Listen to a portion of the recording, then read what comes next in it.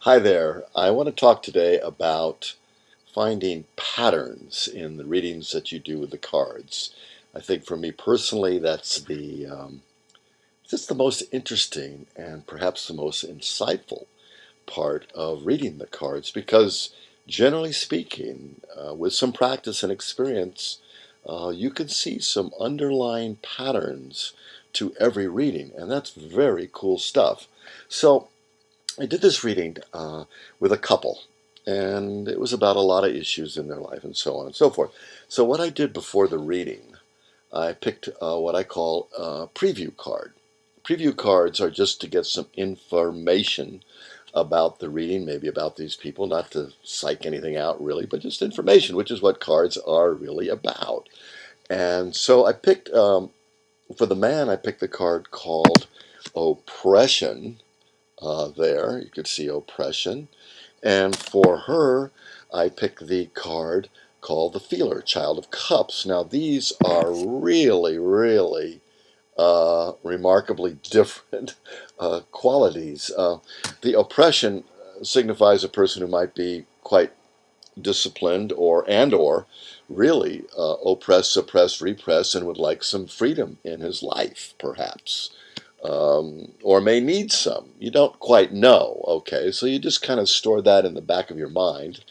And then the Child of Cups is a person who's much more, this is for the woman in the relationship, much more open emotionally, much more expressive of feelings, much freer that way. So these are quite contrasting cards, and frankly speaking, many times the man, generally speaking, of course, the man might have this quality of more disciplined structure and wanting more freedom than the female in a relationship, the feeler, which is all about feelings, emotional authenticity, and honesty and communication, all that good stuff. So, okay, now when I talked to them on Skype, actually, as a Skype reading, we were talking generally about what the reading was about, and they had mentioned that they had also picked a card about themselves, their card, and it was the Harmony card, which is the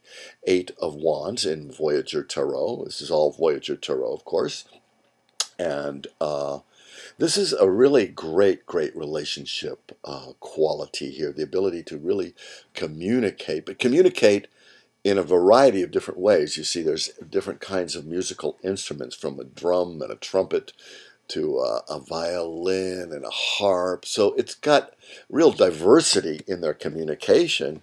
And really, there's quite this bridge in the middle, which indicates that although there might be differences, which could be indicated by the oppression and feeler card, that they have an ability to somehow find middle ground, some middle ground and really harmonize. So that's all very interesting. Now I'm going to be really short about this reading. There were other cards in the reading and other issues, but the cards that stood out for me that really indicated a pattern, and there weren't a lot of cards that were picked, maybe, I don't know, maybe 10 cards or a dozen cards, something like that.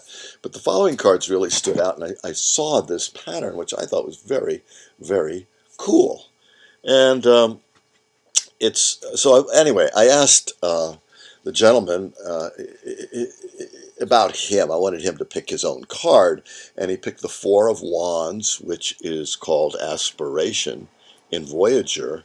But I might have just easily have called it Freedom, hence because of the Statue of Liberty that's in there. Now, which is really interesting in light of the fact that this Four of Wands is right next to the Five of Wands, the oppression kind of in jail card, and aspiration, freedom, is wanting to get out of that situation. So there was a little red flag there for me. My antenna was up, like, it may be that this man really wants a little bit more freedom in the relationship, or to get out of the relationship, or something like that. And frankly, I don't try and read too much specifically into these cards until we really get into it with conversation feedback. My readings are conversational. They're interactive. It's not me knowing what the heck's going on with them, really.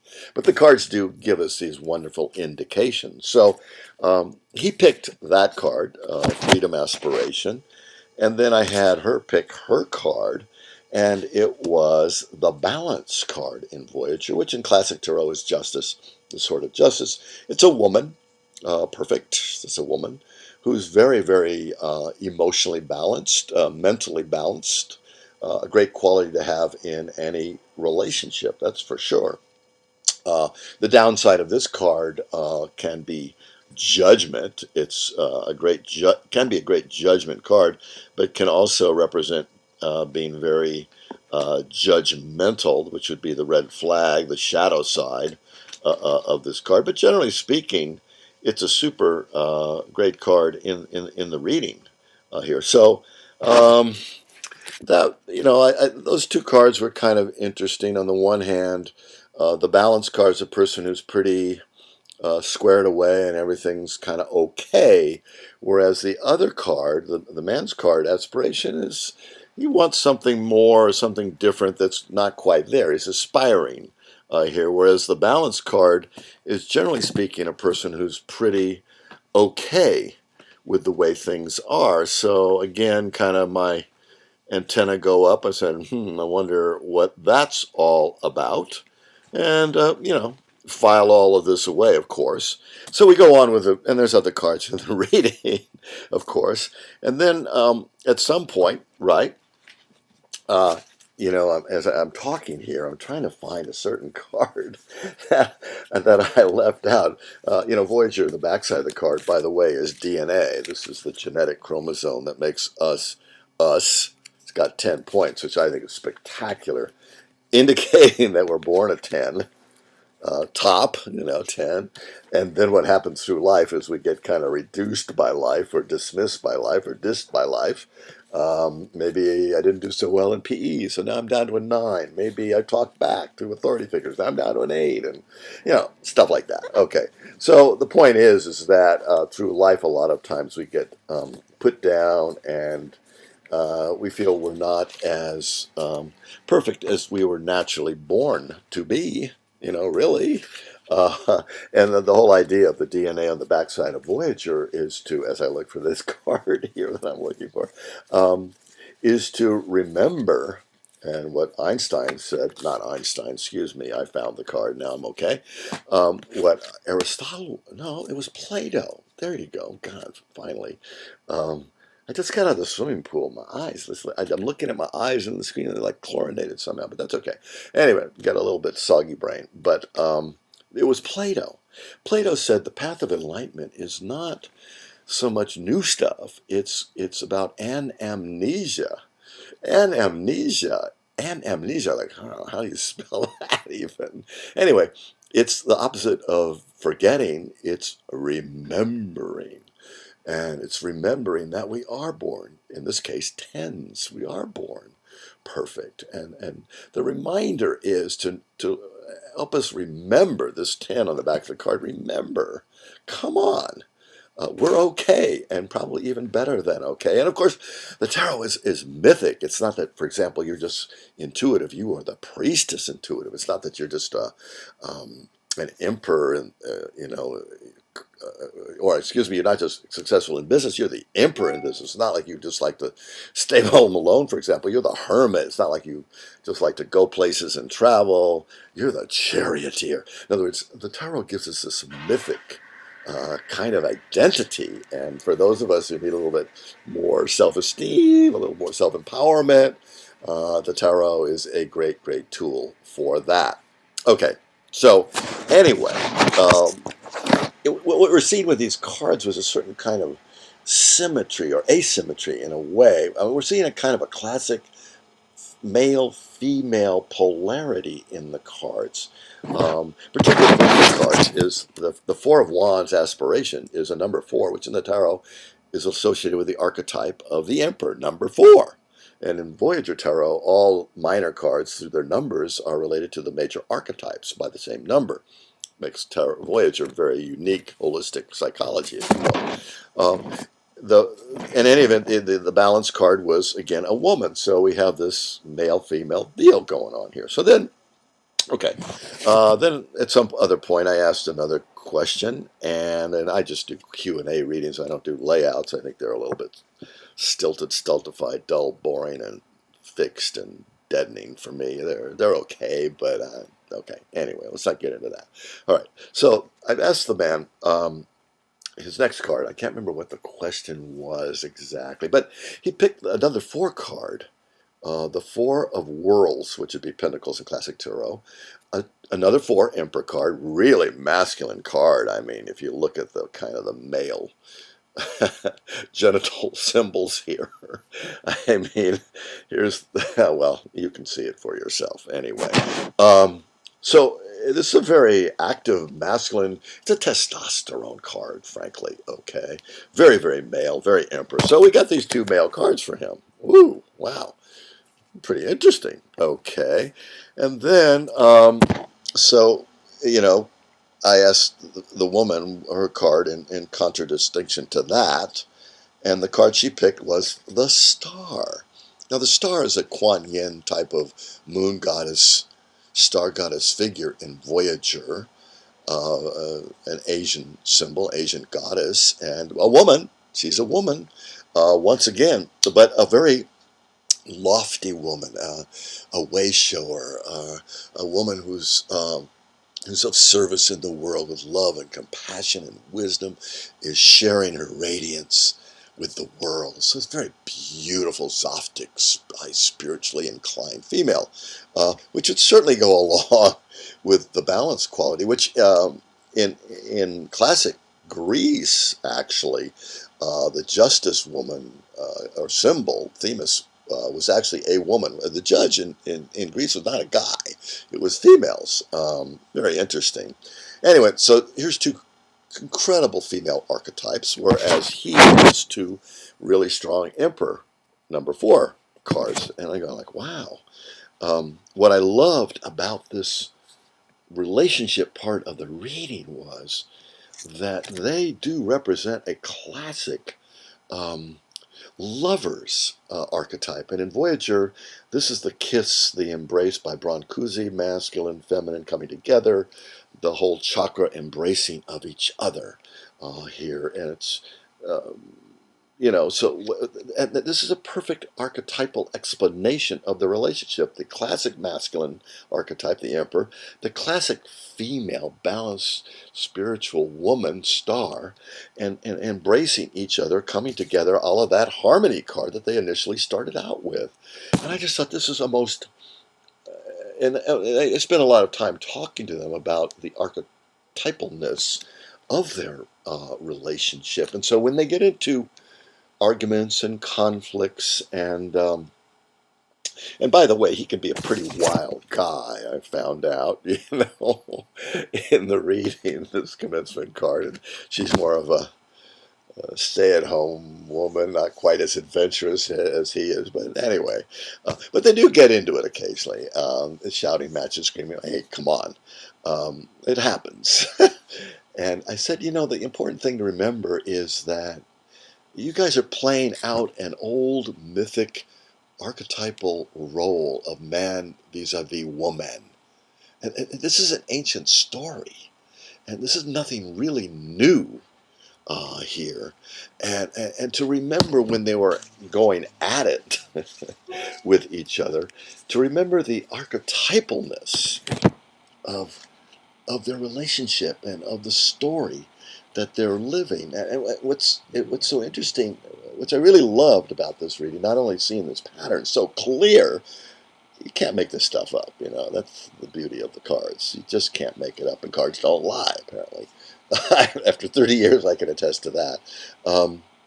That when they get into it with each other, to remember they're playing out that old story. And I found out that they are actually creating a growth center, and a lot of it will be about relationships, and they will be the facilitators. Now, and they were a little bit concerned about it because, they're not perfect in their relationship, come on.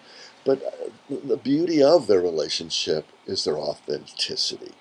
They're honest, they're truthful, and they're growing, they're evolving. Because I've been to some relationship workshop seminars, and the facilitator, I have my intuitive doubts about their relationship gifts and abilities. Sometimes we teach what we need to learn. That's always true.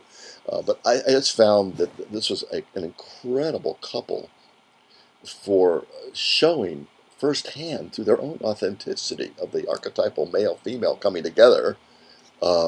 Which, by the way, I'm not going to show you even too much more, but with the Lover's card, each one of them had their own. He had his own feminine aspects in his reading. He had some priestess cards, and she had some masculine cards. So they also pretty well balanced within themselves. And the Lovers is really all about self-integration, self-love, the yin, the yang, the male, the female coming together in oneself, and then out of that being able to create a whole relationship. But that doesn't mean that the relationship's easy. Uh, there are complications. It's complicated. There can be contradictions. There can be conflicts. There can be ambiguities. And great relationships, because none of them are perfect and whole and, hunky-dory all the time. Uh, Great relationships, however, have the ability to communicate through the conflicts and to be able to hold to both sides, to contain, to be the container for the ambiguities, to be together, but not at all times be together. I mean, in the Lover's card in Voyager, we have the rose, and the rose is broken. Even the characters, the lovers, are split. So it's not like we're completely harmonized at all points, but that's part of living, and that's part of healing, and that's part of growing, and it's human, it's life. And I love that great authenticity that they have to them. And so at the end of the relationship, well, it was not quite the end, but I did ask, so what so where is this relationship going? Where is this growth center going?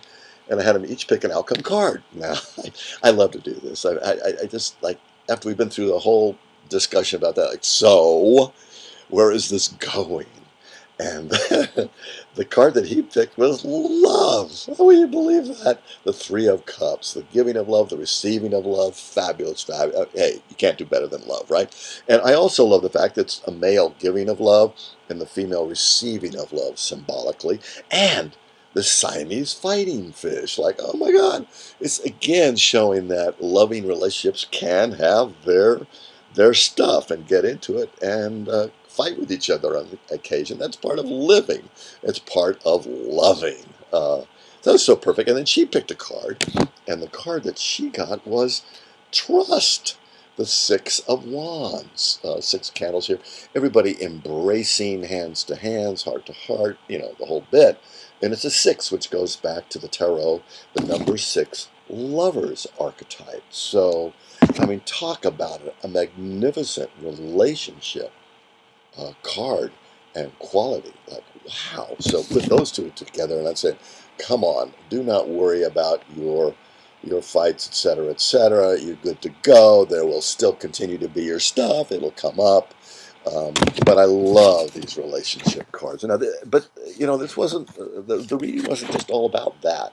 It had other aspects of their life into it. But these cards really just were shouting to me about their relationship stuff. And I picked out of all the cards, these cards to, talk about the pattern of their nature, of their archetypal, mythic love life, an old story, which was. So then I went to, well, where's this card here? I went to the my new deck called the Sustain Yourself cards, which are green wisdom cards, 101 nature cards about our nature, our primordial psychology, of who we are in terms of the elements, in terms of minerals and plants and animals and all this kind of stuff, nature, and to reconnect with nature and to see our own nature.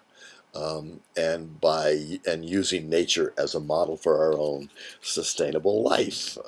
And so anyway, I had them pick a card, each one, on their nature and how the two aspects of their nature were a short form of an ecological system. And of course, in nature, everything works together, is interdependent, and is balanced. So I wanted to know about that. That'd be a groovy question. So let's see, which card did he pick? Oh, yeah. I'll start with her. She picked the ancestor. Now, this is a human card in the Sustain Yourself cards deck.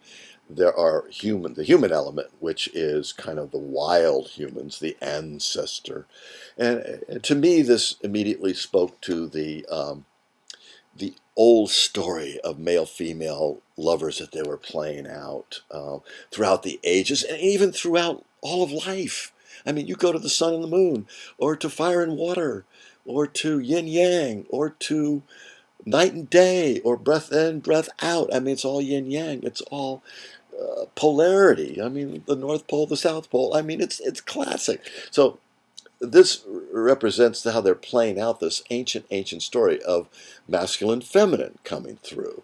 And maybe actually, if you believe in past lives and all that, they've been together before doing this kind of thing. Okay, I thought that was pretty interesting. So then he picked his card, and a wild card, and it's called Surprise. I mean, this is the wild card in the deck, in the sustain deck, the wild card. And this is like new and novel. This is the unpredictable, the uncertain, the unseen, that which we do not know.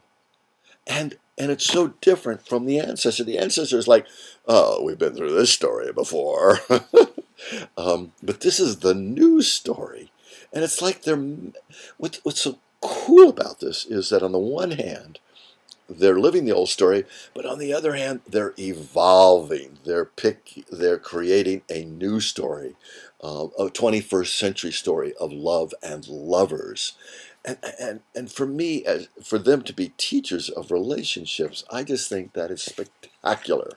For them to be totally in touch personally and professionally and academically and all of that, to know about um, archetypes and the balancing, the polarities, and the alchemy of the male female, and at the same time, in their authenticity and in their creativity and their co creativity of collaborating in this growth center, growing themselves and creating new models of new relationship, new models of a new relationship. And I was just so. I was just tickled. I was just so pleased by this reading. And not only for them, I thought they loved it. They got a lot out of it, I'm sure. But I did too, And when you do a reading for somebody else, it's for yourself. And it just reminded me of a lot of my stuff and possibilities and opportunities. But I think hopefully this is good insight for you in your love life, in your relationship life, and about your communication. And also for those of you who are like to look at the tarot cards and consult them, to give you a little insight into how you look for patterns. With the underlying patterns is really the archetypal patterns, the universal patterns, the primordial patterns, I think are sometimes the most fascinating. And if we're aware of that, then we can really heal some of these kinds of what we think are very in the now ego situations, when in fact they're much more transcendent than that. They are archetypal. And once you know the archetypalness of it, like the Jungian archetypal psychology, you can really heal a lot through that kind of awareness. So, hey, thank you. Thank you for watching this. I'll be back. I just love this kind of stuff. Okay, take care. Keep picking those cards. A card a day keeps the shrink away. Bye.